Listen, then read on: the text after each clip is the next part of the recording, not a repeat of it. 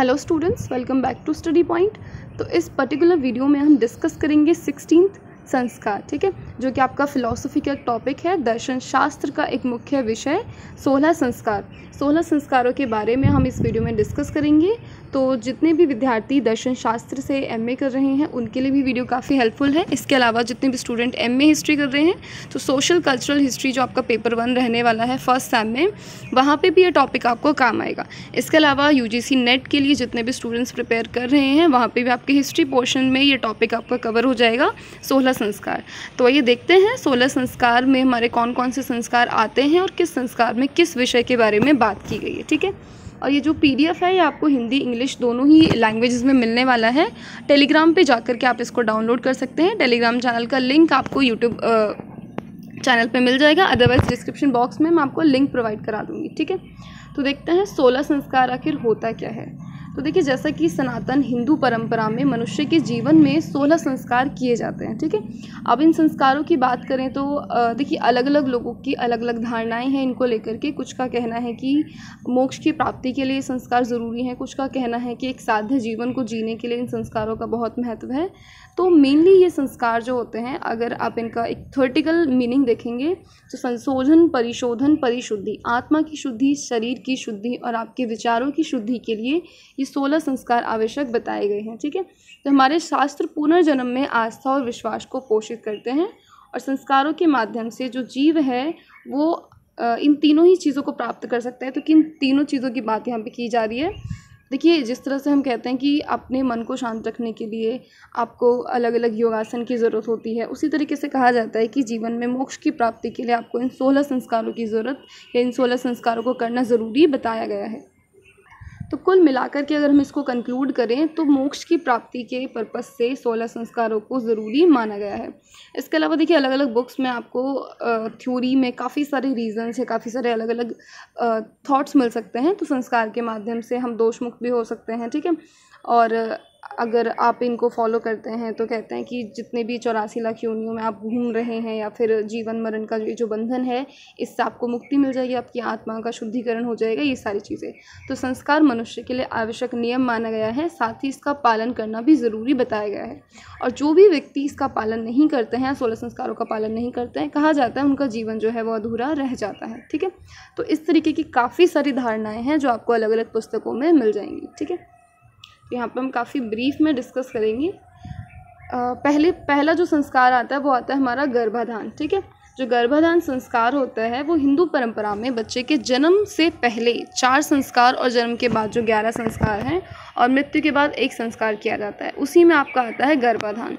गर्भाधान संस्कार क्या होता है? माता पिता की संतान के विकास और निरंतरता के उद्देश्य से ये किया जाता है, ठीक है। तो मेनली यहाँ पे जब तक मदर ने बेबी को कंसीव नहीं किया है उससे पहले ये संस्कार आपका परफॉर्म किया जाता है। मेनली एक रिचुअल टाइप होता है ये, जहाँ पे बच्चे के जन्म से पहले ही जो माता पिता हैं वो बच्चे के एक अच्छी वृद्धि, एक अच्छे विकास के लिए या फिर एक अच्छी संतान प्राप्ति के लिए, अच्छी बुद्धि वाली संतान प्राप्ति के लिए इस तरीके के रिचुअल को फॉलो करते हैं, ठीक है। सेम स्लाइड आपको यहाँ पे हिंदी में भी मिल जाएगा और इंग्लिश में भी, ठीक है। तो जो भी इंग्लिश मीडियम से हैं वो उसको यूज़ कर सकते हैं टेलीग्राम से डाउनलोड करके। नेक्स्ट आता है हमारे पास पुंसावन, ठीक है। पुंसावन संस्कार माता के गर्भ में शिशु के शारीरिक और मानसिक विकास के लिए किया जाता है, ठीक है। अब मदर जब बेबी कंसीव कर चुकी हैं तो उसके बाद में अभी जो है संतान की प्राप्ति यहाँ पे नहीं हुई है, बट उन्होंने गर्भधारण कर लिया है। उसके बाद में वैदिक मंत्रों का उच्चारण किया जाता है और इस संस्कार से माना ही जाता है कि जो बच्चा है वो स्वस्थ होगा और बुद्धिमान पैदा होगा, ठीक है। हमारे पास नेक्स्ट थर्ड आता है सीमांतोनयन, ठीक है। सीमांतोनयन संस्कार जो होता है वो शिशु के गर्भ में आने के 4, 6, 8 महीने पूरे होने पर, देखिए ये अलग अलग आप कह सकते हो अलग अलग स्टेट्स में या फिर अलग अलग रीजन्स में इसको फॉलो किया जाता है, बट कुछ जगह पे इसको आफ्टर 4 मंथ, आफ्टर 6 या आफ्टर 8, ठीक है। तो किसी भी एक मंथ में 4, 6 या 8 के बाद आप इसको कर सकते हैं। मतलब कहने का यह है कि अगर बेबी कंसीव कर लिया गया है तो कंसीव करने के 4थे महीने, 6ठे महीने, 8वें महीने पूरे होने पर इसको किया जाता है। जैसे जैसे माता के गर्भ में शिशु का शारीरिक और मानसिक विकास होता है, वैसे वैसे शिशु में माता के आचरण आचार विचार का समावेशन होना शुरू हो जाता है। तो जैसे जैसे शिशु अक्षरश माता का अनुकरण करता है वैसे वैसे माता के लिए आचार विचार श्रवण आदि में सजग रहने का एक प्रकार का अनुष्ठान है। मीन्स कहा जाता है आपने जब गर्भ धारण के चौथे महीने, छठे महीने, आठवें महीने को पूर्ण कर लिया है तो अधिकतर चीज़ें जो एक शिशु के अंदर होती हैं वो सेम माता उस टाइम पे किस तरीके की चीज़ें करती हैं, क्या वो पढ़ती हैं या किन चीज़ों या कैसे माहौल में वो रहती हैं, उन सब का असर बच्चे की बुद्धि पर भी पड़ता है और बच्चे के विकास पर भी। तो उस माहौल को अच्छा और पवित्र बनाने के लिए, उस आचरण को बदलने के लिए परफॉर्म किया जाता है। ठीक है, नेक्स्ट आता है जात कर्म। जात कर्म जो होता है, अभी जो 3 हमने पढ़े ये शिशु के जन्म से पूर्व थे। ठीक है, अगला आता है जात कर्म जो कि शिशु के जन्म के बाद होता है। ठीक है, इसमें शिशु को जन्म के समय में दोषों से मुक्ति दिलाई जाती है और माता के गर्भ में रहने के दोष से भी मुक्ति दिलाई जाती है। शिशु की दीर्घायु की कामना यहाँ पे की जाती है। कुल देवता या आपके जो भी देवी देवता होते हैं, सुरक्षा कवच का अनुष्ठान यहाँ पे किया जाता है। उसके बाद में सभी देवी देवताओं और पितरों की पूजा की जाती है।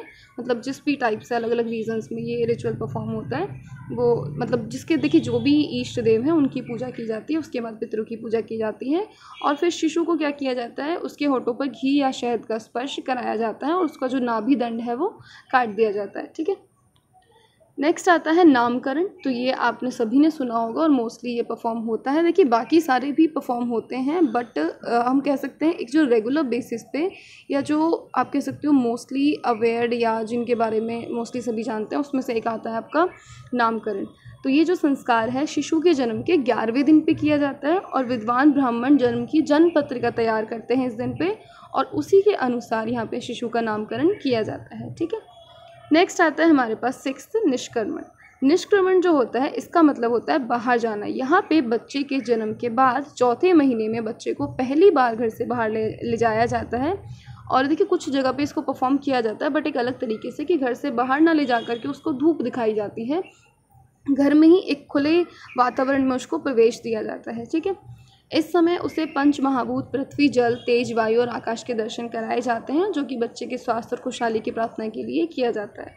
नेक्स्ट आता है अन्नप्राशन। तो ये नाम से भी क्लियर होगा, जन्म के 7वें महीने में। देखिए अब तक तो क्या है, जो बच्चा है वो केवल माँ के दूध पर निर्भर होता है भोजन के लिए, लेकिन अन्नप्राशन संस्कार में जन्म से 7वें महीने में बच्चे को शुभ संकेत के रूप में भोजन कराया जाता है और उस दिन अन्नपूर्णा देवी का पूजन भी किया जाता है। ठीक है, बाकी देखिए इन संस्कारों की बहुत ज़्यादा डिटेलिंग अगर आपको पढ़ने की ज़रूरत है या आप अपने इंटरेस्ट के लिए पढ़ना चाहते हैं तो हिस्ट्री में आपको एंशिएंट हिस्ट्री में केसी श्रीवास्तव की बुक मिल जाएगी, PDF टेलीग्राम चैनल पे आपको मिल जाएगा, वहाँ से आप पढ़ सकते हैं। ठीक है, बट MA में क्या है कि ये आपका एक बहुत छोटा सा टॉपिक है, मतलब आप कह सकते हो एक एज अ सब टॉपिक आपको ये दिया गया है, तो इससे ज़्यादा डिटेल्स की आपको ज़रूरत नहीं है। अगर आप इस टॉपिक पे अपना प्रोजेक्ट या अपने असाइनमेंट फाइल बनाना चाहते हैं तो उसकी डिटेल्स भी टेलीग्राम पे अपलोडेड है। ठीक है, नेक्स्ट 8 आता है हमारा चौल।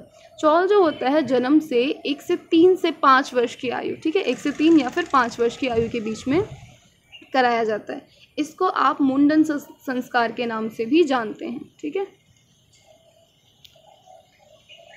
इसमें क्या होता है, बच्चे के बाल उतारे जाते हैं जिससे बच्चे की बुद्धि का विकास होता है और गर्भकाल के जो कीड़े हैं वो नष्ट हो जाते हैं। तो पहली बार बच्चे के बालों को यहाँ पे काटा जाता है, इसको हम कहते हैं मुंडन। 9th आता है हमारा विद्या आरंभ। विद्या आरंभ संस्कार में इसमें क्या होता है, देखिए नाम से पता चल रहा है विद्या का आरंभ। यहाँ पे पहली बार बच्चे की औपचारिक शिक्षा की व्यवस्था की जाती है। शारदा माता की मतलब सरस्वती माता जी की यहाँ पे पूजा की जाती है और बच्चे की जो विद्या आरंभ की प्रक्रिया है उसकी शुरुआत यहाँ पे की जाती है इस संस्कार के साथ। ठीक है, 10th आता है हमारे पास कर्णवेद। ये तो नाम से आपको पता चल रहा है, सोने की सुई से बच्चे के कान छिदवाकर उसे सोने के आभूषण पहनाने की सुविधा प्रदान की जाती है। एक्यूपंक्चर के माध्यम से बच्चे के मस्तिष्क में रक्त का प्रवाह सुचारू रूप से होता है जिससे बच्चे की जो स्मरण शक्ति है वो बढ़ती है। ठीक है, और भी काफ़ी सारे साइंटिफिक फैक्ट्स इसके पीछे दिए गए हैं।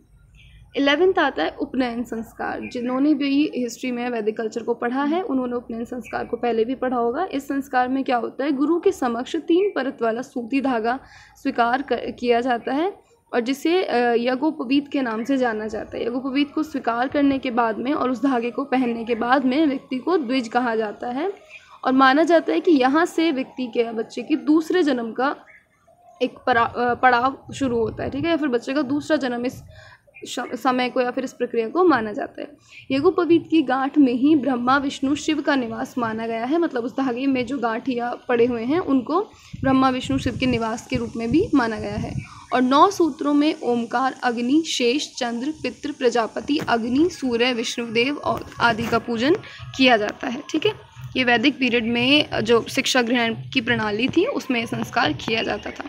नेक्स्ट आता है वेदारंभ। वेदारंभ में क्या है, यहाँ पे औपचारिक शिक्षा में वेदों की शिक्षा की शुरुआत की जाती है। आपका जो एजुकेशन प्रोसेस है उसमें अब बालक को वैदिक ज्ञान दिया जाएगा। ठीक है, नेक्स्ट आता है हमारे पास केशनी संस्कार। केशनी संस्कार में क्या होता है, ब्रह्मचर्य आश्रम के दौरान जो शिक्षा है वो शुरू करने से पहले केशांत ब्रह्मचर्य की सिद्धि के लिए सिर को साफ किया जाता है। ठीक है, क्योंकि कामदेव को केश में निवास करने वाला माना गया है। तो जितना भी आपका एजुकेशन पीरियड रहने वाला है इस टाइम पे यहाँ पे आपके बालों को काट दिया जाता है, जिसको हम केशांत संस्कार या केशनी संस्कार के नाम से जानते हैं।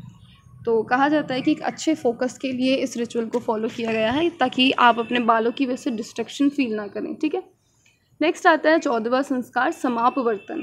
समापवर्तन में देखिए, समाप वर्ड से आपको क्लियर हो रहा होगा कि यहाँ पे आपका जो एजुकेशन पीरियड है या आपकी जो शिक्षा ग्रहण प्रणाली प्रोसेस है पूरा वो कंप्लीट हो जाता है और इस संस्कार के बाद में शिक्षा पूर्ण करके आप वापस अपने घर लौट जाते हैं। ठीक है, इसके पश्चात आता है विवाह संस्कार। विवाह संस्कार से तो आप सभी परिचित हैं। सबसे महत्वपूर्ण संस्कार माना गया है। अग्नि प्रज्वलित की जाती है और अग्निदेव की उपस्थिति में परिक्रमा करके वर वधू इस लग्न संस्कार द्वारा सौंपे गए धर्म का पालन करते हैं, शपथ लेते हैं, संकल्प लेते हैं और पितृदोष से मुक्ति मिलती है विवाह करने से।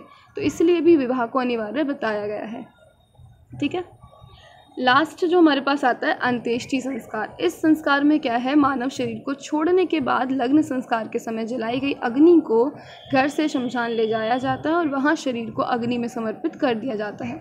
ऐसा करने से आत्मा जो है वो सभी प्रकार के ऋणों से मुक्त हो जाती है, ऐसा माना जाता है। ठीक है, इसी के साथ हमारा ये टॉपिक कंप्लीट होता है। इसकी PDF आपको टेलीग्राम चैनल पे मिल जाएगी। इससे रिलेटेड कोई भी आपका डाउट है या आप पर्टिकुलर किसी और वीडियो का किसी और टॉपिक का वीडियो चाहते हैं तो आप कमेंट बॉक्स में लिख सकते हैं।